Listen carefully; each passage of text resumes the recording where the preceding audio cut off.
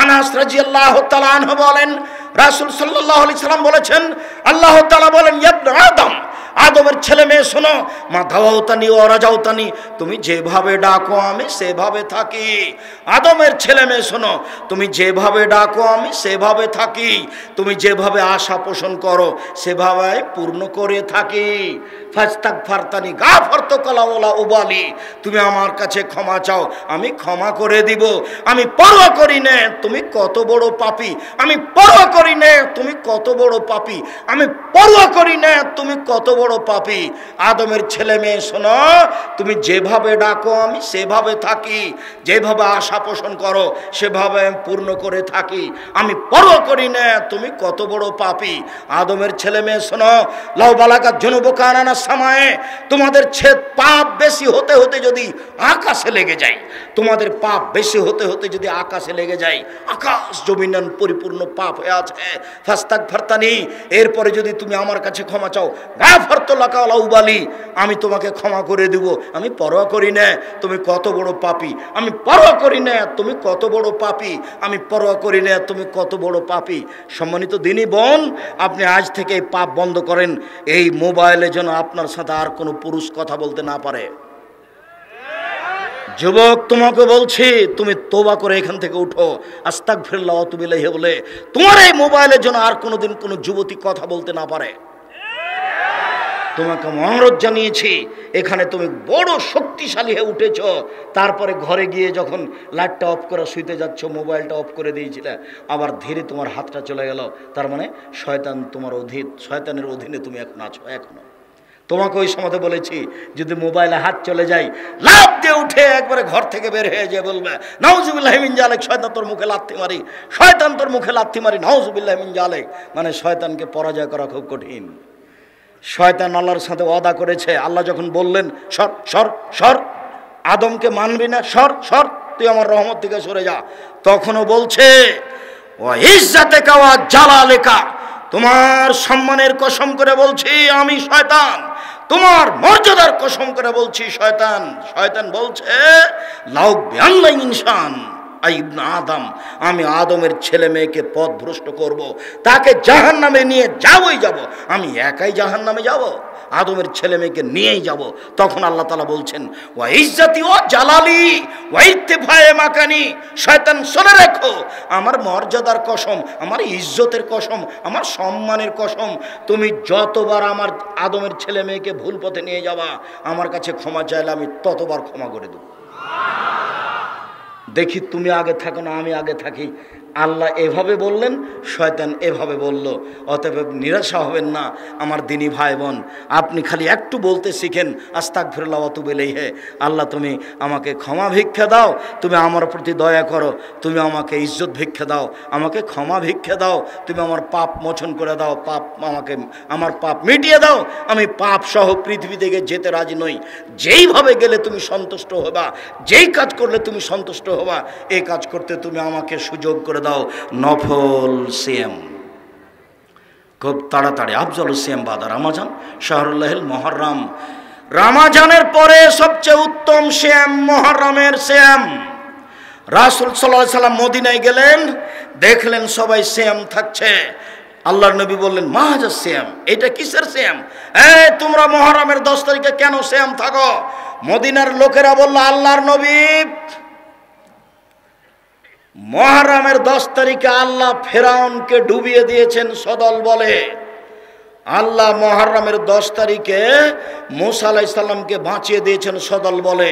ফাসামা মূসা শুকরান, মুহররমের 10 তারিখে মূসা শুকরিয়া হিসেবে সিয়াম পালন করেছিলেন।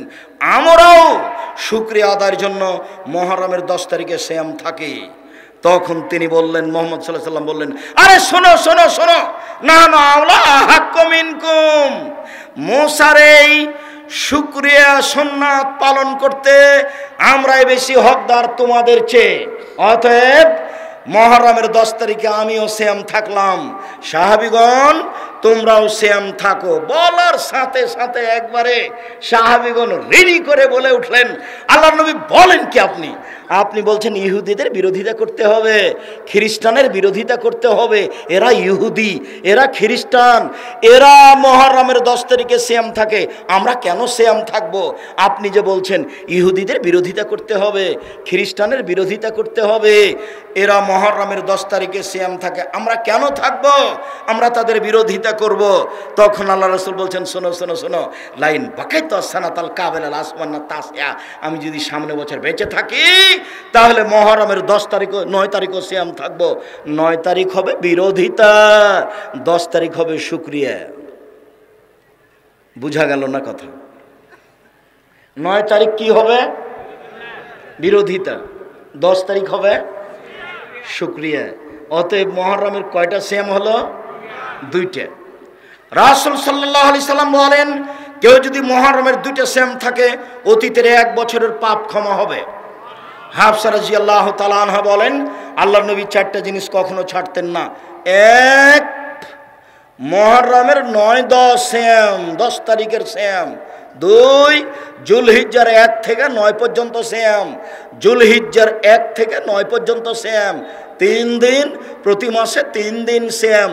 4, ফজরের 2 রাকাত সুন্নাত। মনে থাকবে? বলেন তো দেখি। এই ছেলে বলো তো তুমি। 1, মুহররমের সিয়াম। 2, জুলহিজ্জার ওই যে কুরবানির চাঁদের 1 থেকে 9 পর্যন্ত, একটা না, 1 থেকে 9 পর্যন্ত কুরবানির মাসের। 2, 3, প্রতি মাসে 3 দিন সিয়াম। 4, ফজরের 2 রাকাত সুন্নাত। বাড়ি যাবেন আর বলবেন 3টে, আরে আরেকটা কি যেন বললেন মনে নাই, ভুলে গেলেন কেন? আরে তো ফজরের 2 রাকাত সুন্নাত। ও হ্যাঁ, ঠিক ঠিক ঠিক ঠিক। উপস্থিত বৈঠকের মুসলিম বোন, এইগুলো আপনি মহিলা বৈঠকে বলেন। আপনি কে বড় ক্ষতিগ্রস্ত, কে বড় লাভবান, উপদেশ বইগুলো দেওয়া আছে, আপনি একটু পড়েন। নিজে থেকে কে যে আপনাকে কোন বই দিল, কি যে পড়লেন মতির মালা, আমিও বুঝলাম না। বইয়ের নাম কি করলে কি হয়, বইয়ের নাম কি করলে ছাই হয়, কিছুই হয়, নামই ঠিক নয়, হেডলাইন যেমন আছে তেমনই। এইসব বই দেখে নিজেকে বাঁচান, জাতিকে বাঁচানোর চেষ্টা করেন। সম্মানিত দিনী ভাই বোন, মুহররম, আরাফার 1 দিন সিয়াম থাকলে আগে পরে 2 বছরের পাপ ক্ষমা হবে। 1, 2, 3, প্রতি মাসে 13, 14, 15, 3 দিন সিয়াম থাকলে 1 বছরের সিয়াম পালনের নেকি হবে। 4, মানসামা রমাজানা সুমাত বাহু সিত্তান মিন শাওয়াল কানা কাসিয়ামি দাহরে কুল্লিহি, কেউ যদি শাওয়ালের 6 দিন সিয়াম থাকে তাহলে সারা বছর সিয়াম পালন করলে যা নেকি হয় তাই হবে। এক খেয়ালে চেয়ে থাকেন আমার দিনী বোন ভাই, আপনারা এদিকে খেয়াল করেন। 1, মুহররমের 2 দিন সিয়াম, বিগত 1 বছরের পাপ ক্ষমা হবে। 2, আরাফার 1 দিন সিয়াম, আগে পরে 2 বছরের পাপ ক্ষমা হবে। 3, প্রতি মাসে 3 দিন সিয়াম, 13, 14, 15, সারা বছর সিয়াম থেকে যত নেকি হয় তত হবে। 4, রমজানের সিয়াম থাকার পরে শাওয়ালের 6টা থাকলে সারা বছর সিয়াম পালন করে যা নেকি হয় তাই হবে। এবার বুবুর কথা, বুবু বলছে, বুবু শাওয়ালের 6টা রোজা রাখো বুবু, তবে হায়েজের কারণে রমজানের যেগুলো ফরজ ছুটে গেছে বুবু, সেগুলো আগে রাখিও, কেননা এটা ফরজ আর এটা সুন্নাত। বুবু আপনাকে এই কথা কে বললো বলেন তো? আয়েশা রাদিয়াল্লাহু তাআলা আনহা হায়েজের কারণে যে রোজাগুলি ছুটে যেত সেইগুলি 11 মাস পরে তিনি আবার শাবান মাসে রাখতেন, মরা পর্যন্ত সময়। হায়েজের কারণে যে রোজা 5টা রাত ছুটে যাবে মহিলাদের, এগুলো তারা কখন করবে? সারা বছর, বাকি জীবন, মরা পর্যন্ত, যেদিন পারবে। আল্লাহ রাসূল কিছু বলেননি। তবে আয়েশা রাদিয়াল্লাহু তাআলা আনহা কখন রাখতেন বলেন তো দেখি? আবার শাবান মাসে 11 মাস পরে। আর বুবু বলছে, বুবু আগে এটা করো বুবু, ওটা সুন্নাতের, এটা ফরজ। দেখেছেন বুবুর বৈঠকের বক্তব্য, সব কথা নাকি বুখারীতে আছে। আপনাকে আমি খাটো করিনি, আপনি আমার দিনী বোন, আপনি সঠিক কথা বলেন, এটা আমি চাচ্ছি। শাওয়ালের 6টা ধারাবাহিক করতে হবে না, ছেড়ে ছেড়ে করতে হবে, কথা আল্লাহ রাসূল বলেননি। তবে উত্তম হবে ধারাবাহিক করা, ছেড়ে ছেড়ে করলেও সমস্যা নেই, তবে শাওয়াল মাসে হতে হবে 6টা। এবার চলে আসলাম বৃহস্পতিবার সোমবার সিয়াম। মুহাম্মদ সাল্লাল্লাহু আলাইহি সাল্লাম বৃহস্পতিবার সোমবার সিয়াম থাকতেন। তিনি বলতেন, আনা উহিব্বু আইরফা আমালি ওয়া আনা সায়েম। সাপ্তাহিক রিপোর্ট পেশ করা হয় 2 দিন, বৃহস্পতিবার সোমবার। আল্লাহ দেখুক আমি সিয়াম আছি, নেও নেও আমার রিপোর্ট নেও, সিয়াম অবস্থায় নেও। আমি চাই আমার যখন তুমি পাপ নেকি দেখবা, তখন দেখবা যে আমি সিয়াম আছি। এটা আমাদের নবীর চাহিদা, যার কারণে তিনি কি করতেন, বৃহস্পতিবার আর সোমবার সিয়াম থাকতেন। এবার চলে আসলাম শাবান মাসে, এটাই আলোচনার শেষের দিকে। এক খেলে চেয়ে থাকবেন, 19-20 পা যেন না নড়ে। এখানে আমার গুরুত্বপূর্ণ কথা আছে, পুরো আলোচনা এই আলোচনাতে ঢাকা আছে। মানে আপনি এখন পর্যন্ত একদিনও সিয়াম থাকলেন না কেন? 15ই শাবান থাকবেন এই জন্য? কে নাকি বলেছে যে শাবানে 2টা থাকতে হয়, 14-15, তাই থাকবেন এই জন্য? বুবু নাকি বলেছে 15ই শাবানে সিয়াম থাকো বুবু, অনেক নাকি হবে এই জন্য? জি না, সব কথাগুলি বাতিল। আমি অনুবাদক, দেখেন তো। ওসামা ইবনে যায়েদ রাদিয়াল্লাহু তাআলা আনহু বলেন, কুলতু লিন নবী সাল্লাল্লাহু আলাইহি সাল্লাম, আমি আল্লাহর নবীকে বললাম, লামা আরাকা তাসুম ফি শাহরিন মিনাস শুহুরে মা তাসুম শাবানা।